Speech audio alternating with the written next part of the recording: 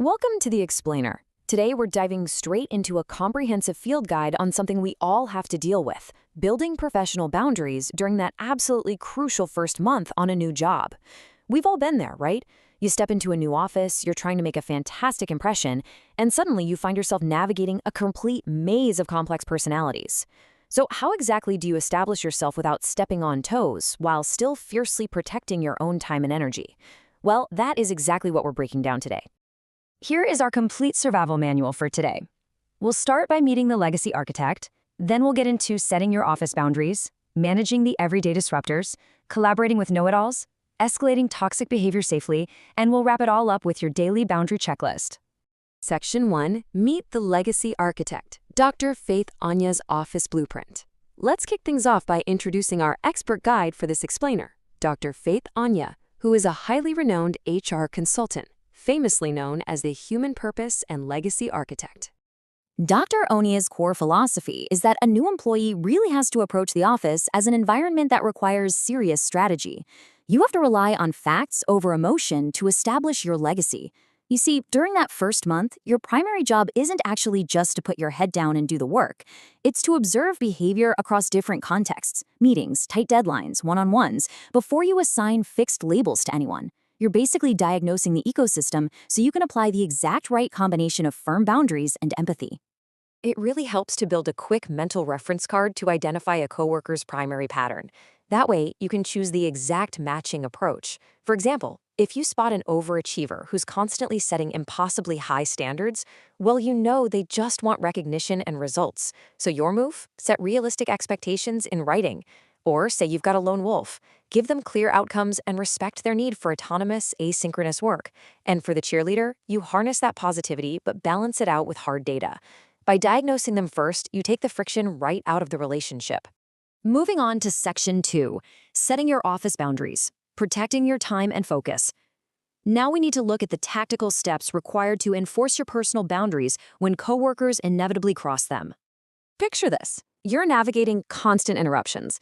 Dr. Oniya provides this incredibly precise three-step de-escalation process to help you regain control of the room. It starts right in the moment. When someone cuts you off, you don't get angry. You just calmly say, "Let me finish this point." If they do it again, you pull them aside privately after the meeting to set the norm. And if it turns into a chronic issue, you use the system to your advantage and formally ask the meeting chair to enforce speaking turns. It's unemotional, it's highly professional, and it absolutely works. Section 3. Managing the everyday disruptors, scripts for common coworker archetypes. Let's look at how this builds our toolkit for handling the absolute most frequent boundary pushers you're going to encounter. The crucial point here is having a tailored email script ready in your back pocket, like this one, which is perfect to proactively manage a micromanager's desperate need for constant updates. Micromanagers absolutely thrive on predictability and control, right? If you wait for them to ask you for an update, you've already lost the game. By preemptively offering a concise, scheduled status update, you totally satisfy their need for control, while buying yourself the uninterrupted time you actually need to do the work. Similarly, when you're dealing with a slacker who always avoids responsibility, use this exact unemotional email script to enforce deadlines. And you do this without habitually covering their workload. Slackers are looking for low stress and avoidance of accountability. If you silently just do their work for them, you're enabling them. This script is so powerful because it documents the missed deadline, it asks for a firm commitment, and it clearly shows you are managing the workflow, not their emotions. Now, if you encounter the gossip or the rumor monger who's always hunting for social currency, deploy this verbal script to firmly redirect the conversation back to professional matters. Gossips are constantly reading social cues, and they thrive on informal information. By shutting down the personal angle swiftly and pivoting directly back to the project, you literally starve them of the social currency they're looking for, and you do it without being overtly hostile. Then there's the oversharer, what Dr. Oniya calls the boundaryless. With them, you have to balance empathy with strict limits to protect your focus. Look, they usually aren't malicious, they just want closeness and validation. But their need to vent about their crazy weekend can completely derail your productive morning. Your action here is just gentle consistency. You acknowledge them, but firmly push the personal talk to an appropriate time, like a coffee break. Section 4. Collaborating with know-it-alls. Protecting your intellectual standing. Let's address those high-stakes encounters. specifically how to collaborate effectively with defensive experts without compromising your own standing in that crucial first month. Know-it-alls crave recognition for their intellectual dominance, so you must use these specific data-driven tactics to work with them productively. If you attack their ideas directly, they're just going to dig their heels in deeper. Instead, disarm them by acknowledging their valid points first.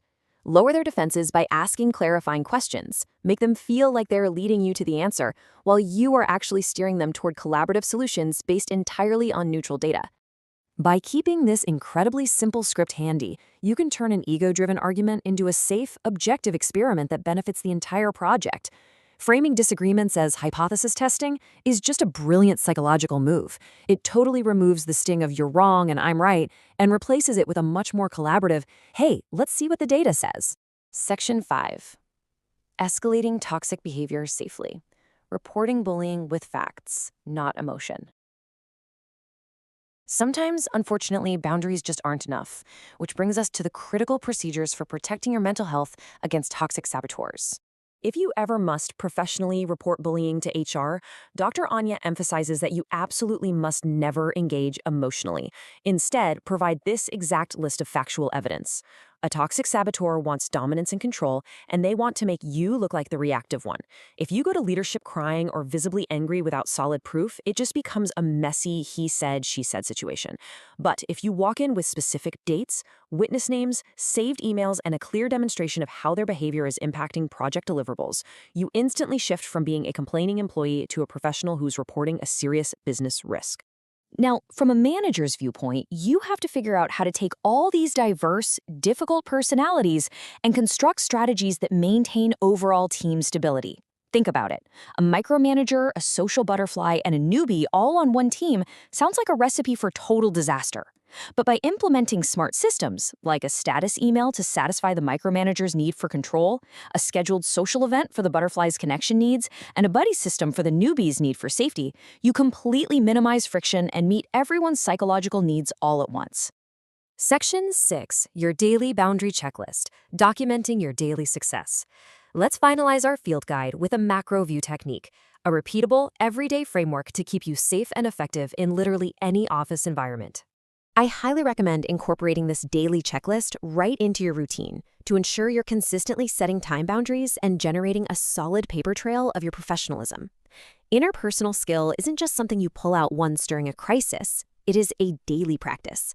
Asking yourself these 5 simple questions at the end of every single day guarantees that you're actively managing your workload, cultivating trusted allies, and protecting yourself against any future disputes. Because remember, your transparent consistency is the ultimate armor against workplace drama. When you're known universally as the person who delivers on time, communicates clearly, and always remains emotionally grounded, people are naturally going to give you the benefit of the doubt if a conflict ever does escalate. So I want to leave you with this provocative thought. You now have the scripts and the strategy. How will you design your professional legacy starting tomorrow? Will you just be reactive to the chaos? Or will you diagnose the room, set firm boundaries, and intentionally architect an environment where you can truly thrive? Thank you so much for joining me on this explainer. Go apply these tools, stay objective, and take control of your workspace.